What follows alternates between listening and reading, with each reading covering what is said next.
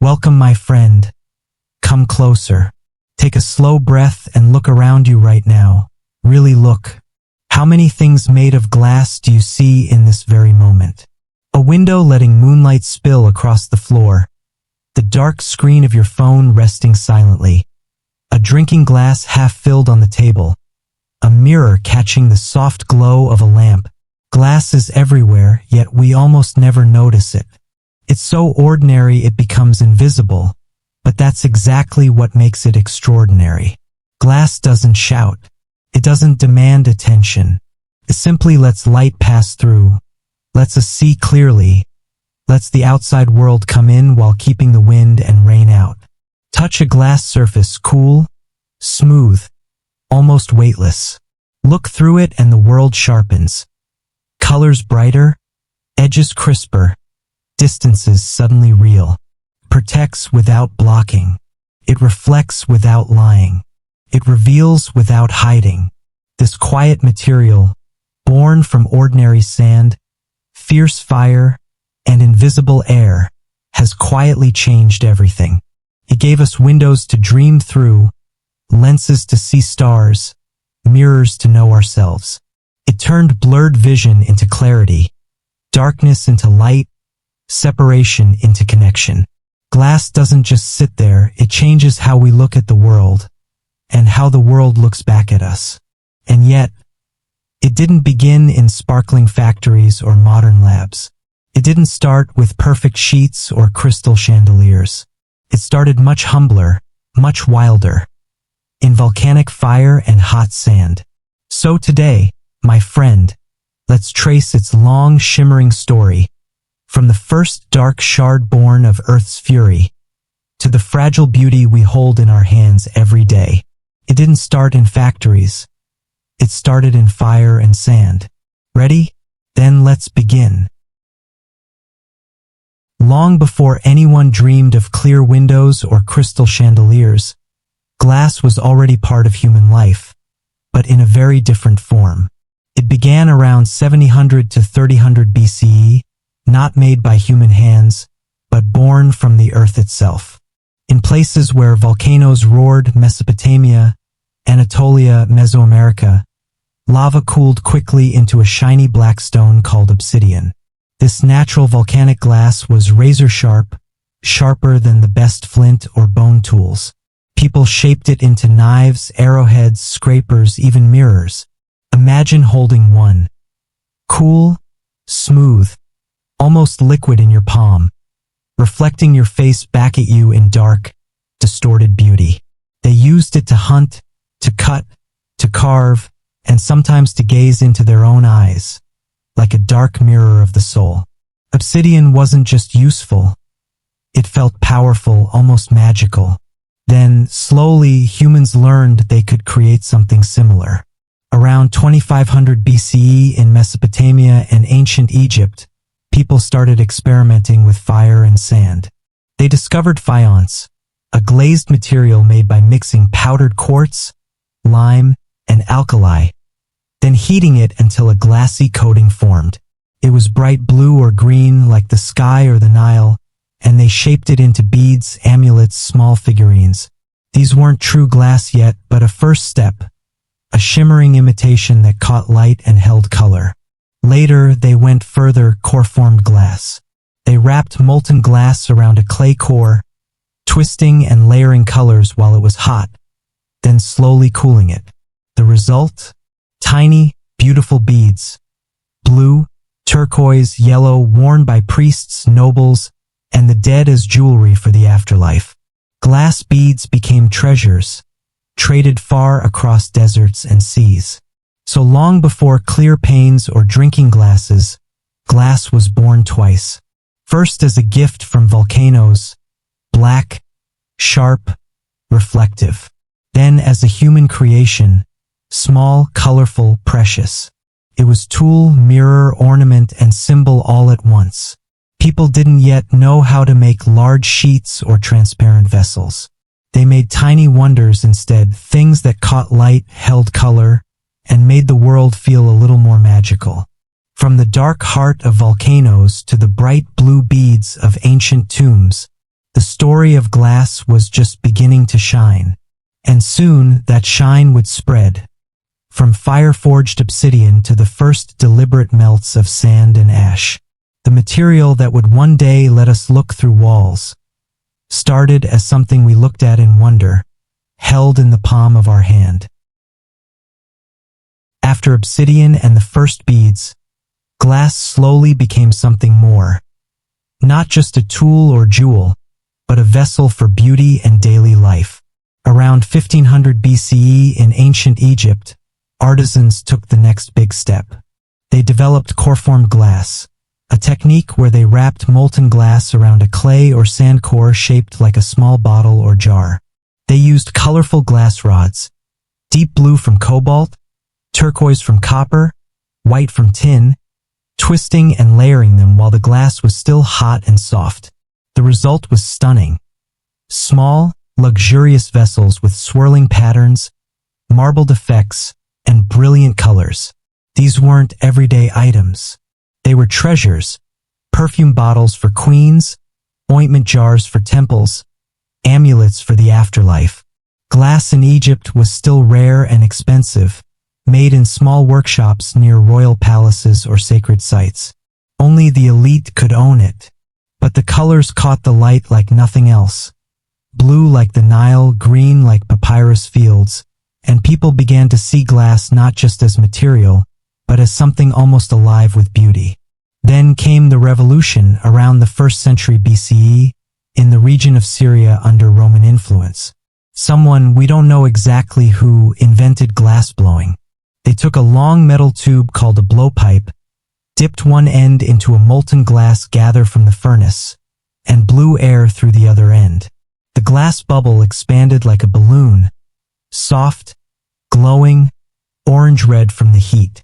With quick movements, they shaped it, pinching, pulling, rolling on a marver table, adding handles or rims. The blowpipe let them make vessels fast, in minutes instead of hours or days. Bottles, jars, flasks, cups. Suddenly glass became affordable. Roman workshops produced thousands of items. Wine bottles for taverns, perfume vials for markets, small oil lamps for homes.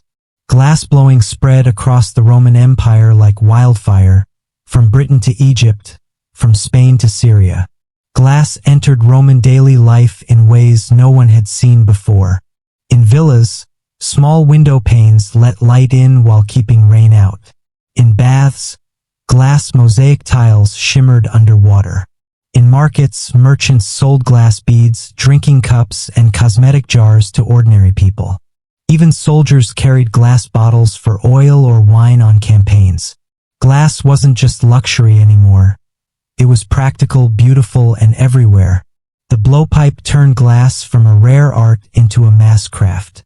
It traveled with Roman roads, legions, and trade ships. And though the empire would one day fall, the technique never did. Glass blowing, that simple act of breath-shaping fire, became the foundation for almost every glass object we use today. From Egyptian colored treasures to Roman market stalls, glass was no longer hidden in tombs or palaces. It stepped into the light and stayed there. After the Romans made glass common, the empire fell, and glass almost disappeared from daily life in Europe. But in the Middle Ages, especially from the 12th to 15th century, it came back in the most breathtaking way. Not as bottles or windows, but as light itself. Stained glass windows in Gothic cathedrals became one of the greatest artistic achievements of the time. Think of Chartres, Notre Dame, Canterbury, Cologne. Those enormous rose windows and tall lancet panels filled with thousands of pieces of colored glass. Artisans melted sand with metal oxides to create deep reds, brilliant blues, emerald greens, glowing yellows. They cut the glass into shapes, painted details with iron oxide, fired it again, then fitted the pieces into lead strips like a giant puzzle. When sunlight poured through, the church interior exploded with color. Reds like blood, blues like heaven, gold like divine light. For people who couldn't read, those windows told the stories of the Bible, creation, the life of Christ, the saints, the last judgment. It wasn't just decoration. It was teaching. It was prayer. It was heaven touching earth. Light made visible, God made colorful. While Northern Europe built cathedrals of colored light, in the South Venice, a different kind of glass revolution was happening. From the 13th to 16th century, the island of Murano became the world's greatest glassmaking center. The Venetian Republic guarded its secrets fiercely. Anyone who revealed the techniques could be executed. Glassmakers were forbidden to leave Murano, but they were given special privileges, noble status, tax exemptions, even the right to bear arms. In those secret furnaces, they created Cristallo, the clearest, most brilliant glass the world had ever seen. They also perfected Millefiori, thousand flowers. Tiny canes of colored glass fused together into patterns like flowers or stars, then sliced into beads or inlays. They made delicate goblets with filigree threads of gold, latimo, milk-white glass, enameled plates, and mirrors that reflected the world sharper than any before. Venetian glass was luxury again. Traded across Europe and the Mediterranean, desired by popes, kings, and merchants. It was beautiful, fragile, and incredibly expensive. So in the Middle Ages, glass told stories through light. Stained glass windows turned dark stone churches into heaven on earth. Places where ordinary people could feel the presence of the divine through color and story. Then Venice guarded the secret of clear, brilliant glass, making it the most precious material in Europe once more. From sacred windows that sang with color, to secret furnaces that created crystal perfection, glass had become both spiritual and worldly. It illuminated faith, and it illuminated greed. And the techniques born in those centuries would carry glass forward into a new age of clarity and wonder. After Venice guarded the secret of clear glass for centuries, the rest of Europe grew impatient. They wanted bigger, flatter, clearer sheets, not just small vessels or beads. In the 17th century, France took the lead. Louis XIV, the Sun King, dreamed of a palace that would dazzle the world. The Hall of Mirrors at Versailles was built between 1678 and 1684. A long gallery lined with 357 mirrors made from Venetian-style plate glass. But the mirrors weren't perfect yet. They were cast in small pieces, backed with mercury and tin, and full of bubbles and ripples. Still, when sunlight poured in through the windows opposite, the mirrors reflected the gardens, the king, the courtiers, hundreds of times over, created the illusion of endless space, endless light, endless power. Visitors gasped. Glass wasn't just letting light in anymore. It was multiplying it, amplifying glory, turning a room into a dream of infinity. But making large flat glass remained expensive and dangerous. Workers poured molten glass onto iron tables, rolled it flat, then polished by hand, a slow, imperfect process. Then, in the 1950s, came the breakthrough that changed everything. A British company, Pilkington Brothers, invented the float glass process. They poured molten glass from a furnace onto a bath of molten tin. The glass floated on the liquid metal like oil on water, spreading out perfectly flat, smooth on both sides. No rolling, no grinding, no bubbles. The result was crystal clear, distortion-free sheets that could be made in huge sizes, meters wide, endless in length.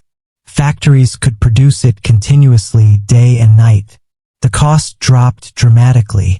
Suddenly, glass wasn't just for palaces or churches, it was for skyscrapers, office towers, shopping malls, homes everywhere.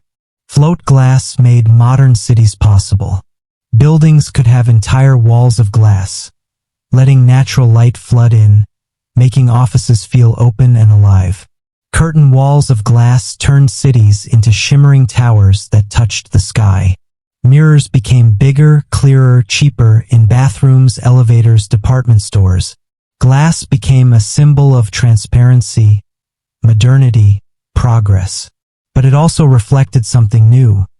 The way we live now, open, visible, connected, yet sometimes fragile, sometimes too exposed.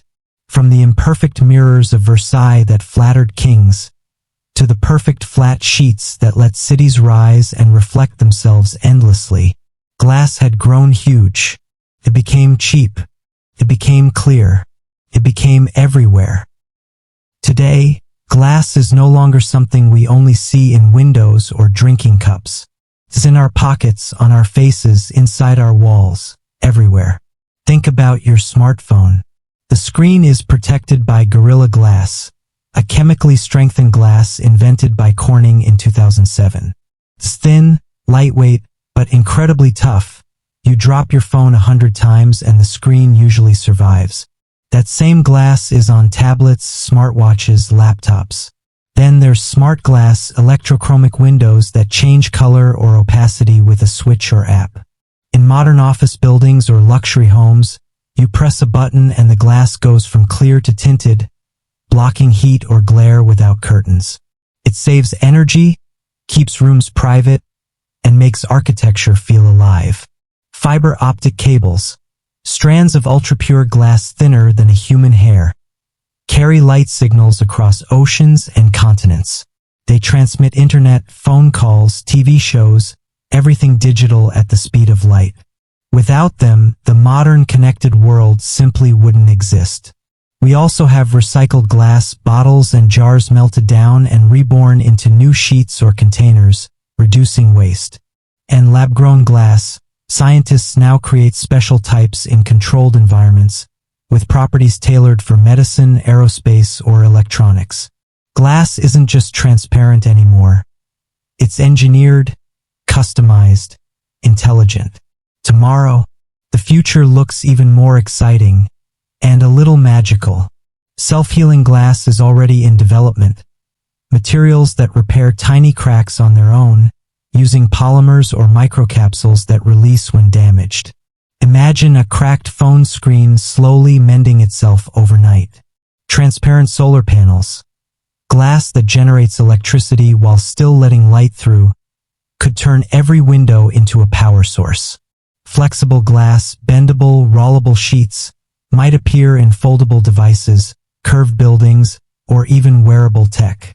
Glass could become lighter, stronger, greener, smarter. From the first obsidian shard that reflected a hunter's face, to the glass that now carries our voices across the planet, keeps evolving. Today glass is in our pockets, on our buildings, carrying light across oceans. Tomorrow, it might heal itself, generate power, bend without breaking. The material that once was fragile and rare is becoming part of our future in ways we can barely imagine. And so we arrive at the end of this shimmering journey. Glass began as a dark, sharp gift from volcanoes, obsidian that cut and reflected in equal measure. It grew into colorful beads that adorned the necks of ancient priests. It became windows that colored cathedrals with stories of faith. It turned into mirrors that let kings see their own glory, and then into clear sheets that let cities rise tall and bright. Today it lives in our pockets, thin, strong, carrying our voices and faces across the planet. Glass teaches us something quiet and profound. Transparency can reveal beauty and hide fragility. It shows us the world clearly, yet reminds us how easily things can shatter. From volcanic stone to windows on the world, it keeps reflecting who we are, our curiosity, our creativity, our need to see and be seen. The story isn't finished. Tomorrow glass might heal its own cracks, bend like fabric, turn sunlight into power while staying invisible, or become part of our clothes, our skin, our dreams. It will keep evolving as long as we keep looking through it, looking at it, looking beyond it. Glass doesn't judge. It simply lets light pass. And sometimes, it lets us see ourselves more honestly than we want to admit. Thank you, my friend, for walking this path with me. I hope you see the world and maybe even yourself a little differently now. What everyday object should we explore next? A spoon? A key? A book? Something else entirely? Drop your ideas in the comments below. I read every one. Until next time, stay curious, stay open, and keep looking through the glass.